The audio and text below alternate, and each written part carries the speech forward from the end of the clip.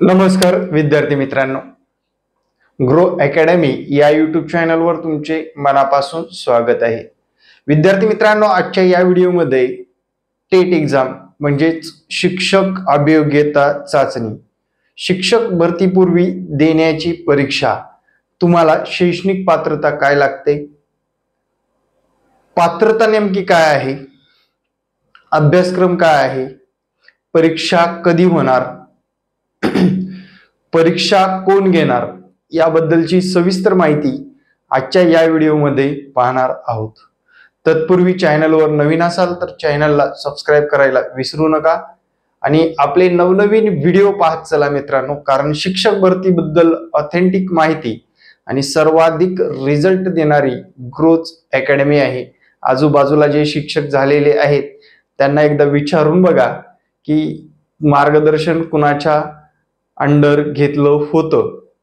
मित्रांनो, आता बाजारामध्ये काही येतात लोक जे की शिक्षक भरतीमध्ये टीईटी भरतीमध्ये त्यांचे क्लास सुद्धा उपलब्ध नव्हते, 900, 1000, 1500, 2000 शिक्षक केलो अशी जाहिरात करून विद्यार्थ्यांना ऍडमिशन साठी आकर्षित केलं जातं। त्यामुळे पडताळणी केल्याशिवाय कोणतीही गोष्ट करू नका, कारण तुमची तिथे गैरसोय होण्याची संधी जास्त असणार आहे। कारण ऑनलाईन क्षेत्रामधला हा सर्वात मोठा शिक्षक भरतीचा क्लास म्हणजे आपलाच आहे असं मला ठामपणे सांगायला अभिमान वाटतो, आणि जो की तुम्ही आजपर्यंत दिलेलं प्रेम आणि आजपर्यंत तुम्ही करताय ती मेहनत याच्यातून दिसून येतं। चला, असो ते काही असू द्या, पण आपल्याला प्रॉपर मार्गदर्शन मिळण्याचं ठिकाण ग्रो अकॅडमी। चला मित्रांनो, आपण आजच्या या व्हिडिओमध्ये टेट एक्झाम साठी वयोमर्यादेपासून ते अभ्यासक्रमापर्यंत, परीक्षा कधी होणार, ते कोण घेणार, इथपर्यंत आपण जाणार आहोत। चला मित्रांनो, पहिला मुद्दा म्हणजे सर परीक्षा होणार आहे का टेट एक्झाम? यस, परीक्षा होणार आहे। टेट एक्झाम कोण देऊ शकतो? सर्वात प्रथम मित्रांनो, टेट एक्झाम साठी क्वालिफाय असण्यासाठी तुम्हाला डीएड किंवा बीएड असणं गरजेचं आहे मित्रांनो, डीएड किंवा बीएड असणं गरजेचं आहे। आणि 1 ते 8 पर्यंत सिलेक्ट म्हणजे 1 ते 5 आणि 6 ते 8 सिलेक्ट होण्यासाठी तुम्हाला काही विशिष्ट परीक्षा पास असणं गरजेचं आहे। ज्यांचं डीएड झालेलं आहे, 2 वर्षाचं डीएड झालेल्या विद्यार्थ्यांना टेट एक्झाम देता येते, पण त्याला टीईटी किंवा सीटीटी परीक्षा पास असणं गरजेचं आहे। लक्षात ठेवा, टीईटी किंवा सीटीटी परीक्षा पास असणं गरजेचं आहे।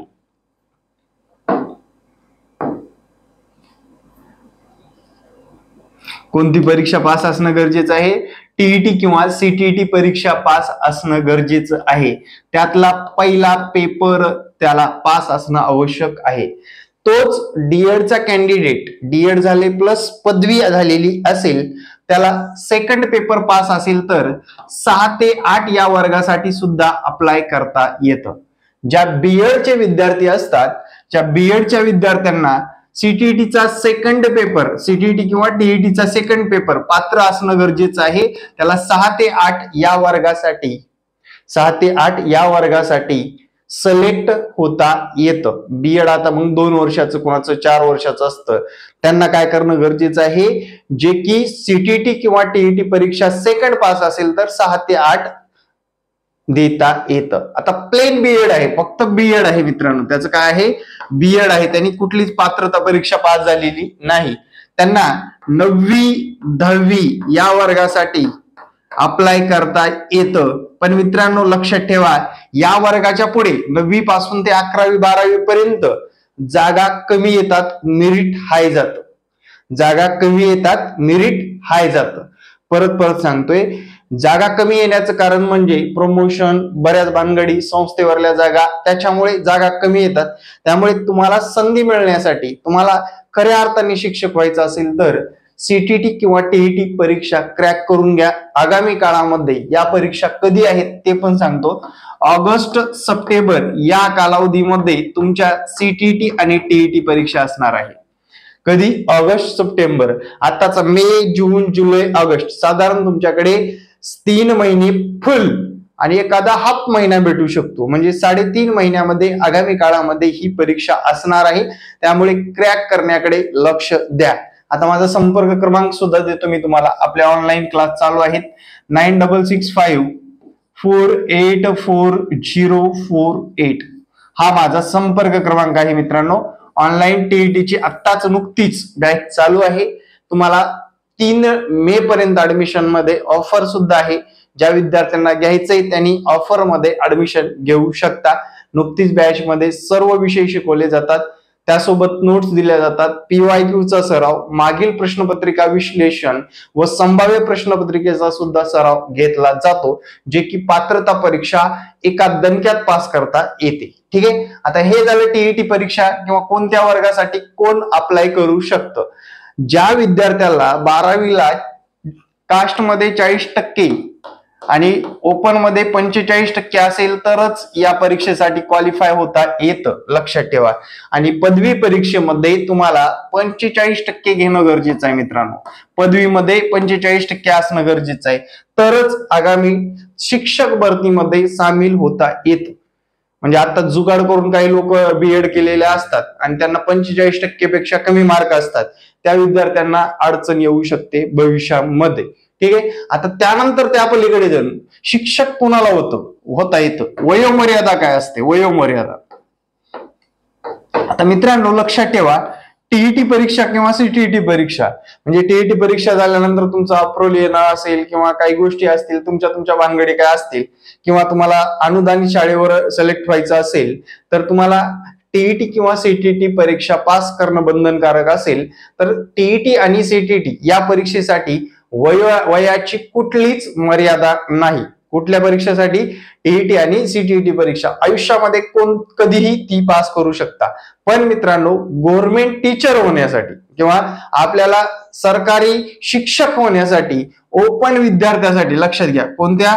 ओपन विद्यार्थ्यासाठी 38 वर्षापर्यंत होता येतं. आणि जे विद्यार्थी कास्ट मध्ये आहेत, ओबीसी असू द्या, एससी बीसी असू द्या, त्यानंतर ईडब्ल्यूएस असू द्या, कोणतीही कास्ट असू द्या, त्या कास्टच्या विद्यार्थ्याला 43 वर्षापर्यंत शिक्षक होता येतं. लक्षात ठेवा, या वयोमर्यादा आहेत. कास्टच्या विद्यार्थ्यांना 43 आणि ओपनच्या विद्यार्थ्याला 38 वर्षापर्यंत शिक्षक होता येतं. ज्यांचं 38 क्रॉस झालं ओपनच्या विद्यार्थ्यांचं, त्यांना शिक्षक होता येत नाही. आता ओपन म्हणजे मित्रांनो कोणते? कसलंही आरक्षण नसणारे. आता जर मराठा समाजाला आरक्षण भेटलं भविष्यामध्ये, त्यांना सुद्धा 43 वर्षापर्यंत शिक्षक होता येत.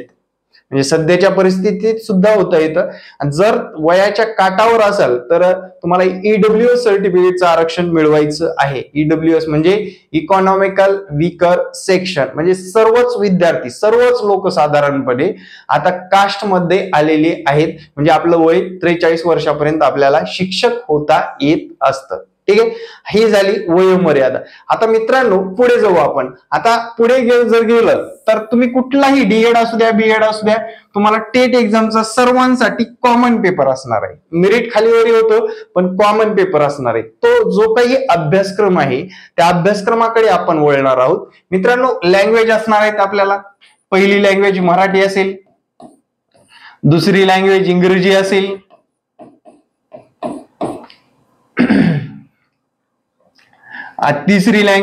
तिसरं जर बघितलं पोरांनो, तिसरं जर बघितलं, तुम्हाला बाल मानसशास्त्र असतो.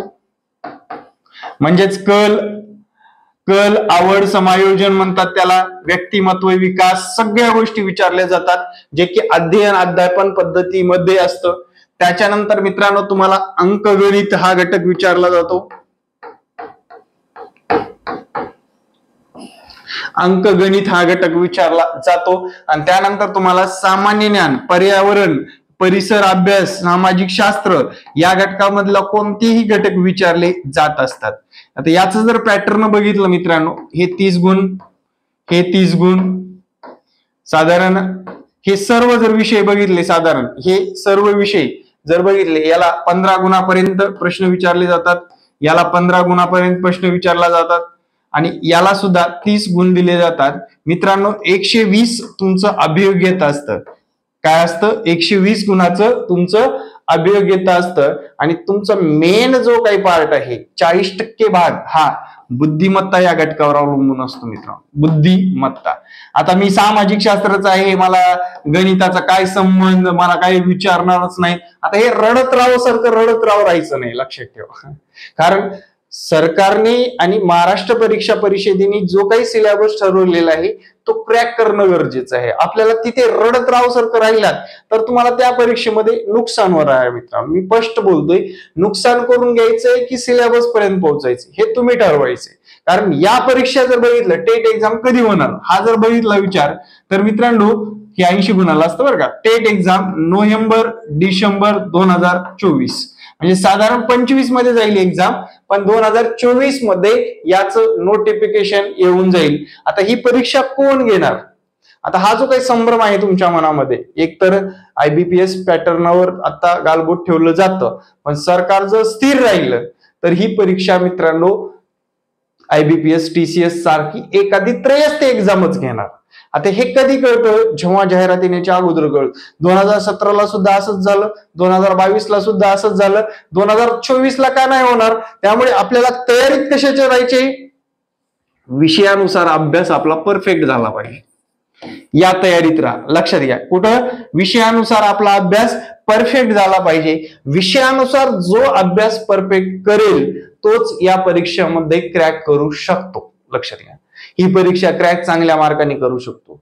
आता त्याच्या पलीकडे जाऊन मेरिट काय लागतं? मेरिट काय लागतं? बऱ्याच विद्यार्थ्यांचा प्रश्न असतो, सर मेरिट काय लागत असतं? आता मित्रांनो मेरिट जर बघितलं, कास्ट नुसार खाली येतं, ओपन नुसार काय होतं? ओपन नुसार जास्त मेरिट लागतं. मग लक्षात घ्या, मग ओपन मध्ये पास व्हायचंय आपल्याला का कास्ट मध्ये पास व्हायचे? म्हणजे साधारण आपलं जर टार्गेट जर बघितलं, ओपन किंवा कास्टचं टार्गेट जर बघितलं मित्रांनो, साधारण टार्गेट असलं पाहिजे आपलं 150 मार्क आपल्याला कसे मिळतील हे टार्गेट आपण ठेवून आतापासून व्यवस्थितरित्या तयारी केलात. जे की विषय अवघड आहेत ते आतापासून जर सुरुवात केलात, म्हणजे मॅथ असेल, रिझनिंग असेल, याचं जर टार्गेट व्यवस्थित केलात तरच आगामी टेट एक्झाम मध्ये तुम्हाला चांगले गुण घेता येणार आहे. आपली कंबाईन बॅच आहे मित्रांनो, TET प्लस टेट. ज्या विद्यार्थ्यांना संपर्क साधायचे त्यांनी या संपर्क क्रमांकावर संपर्क साधू शकता. हा माझा संपर्क क्रमांक व्हॉट्सअप कॉलिंग नंबर आहे. ज्या विद्यार्थ्यांना करायचे त्यांनी लवकरात लवकर जॉईन सुद्धा करू शकता.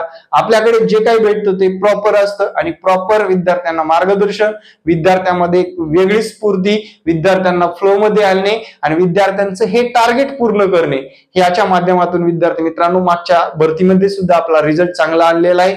2017 ते 2022, 2022 ते 2000 आता आगामी काळामध्ये येणारी परीक्षा हे आपलं टार्गेट असणार आहे. Thank you very much. जय हिंद मित्रांनो, भेटू नेक्स्ट व्हिडिओमध्ये. जय हिंद, जय महाराष्ट्र. जर अजूनपर्यंत आपलं चॅनल सबस्क्राईब केलं नसेल तर सबस्क्राईब करा. येणारे प्रत्येक व्हिडिओ पहा. आपल्याकडे आताच जर बघितलं, बाहेरच्या देशामध्ये आपले महाराष्ट्रातले लोक जातात, ते सुद्धा आपल्याकडे ऍडमिशन घेऊन परीक्षा क्रॅक केलेली आहे. जे की घरी बसून व्यवस्थितरित्या अभ्यास करायचा म्हटलं तर मित्रांनो एकदम जबरदस्त प्लॅटफॉर्म म्हणजे ग्रो अकॅडमी. जय हिंद मित्रांनो, भेटू नेक्स्ट व्हिडिओमध्ये. जय हिंद, जय महाराष्ट्र. धन्यवाद.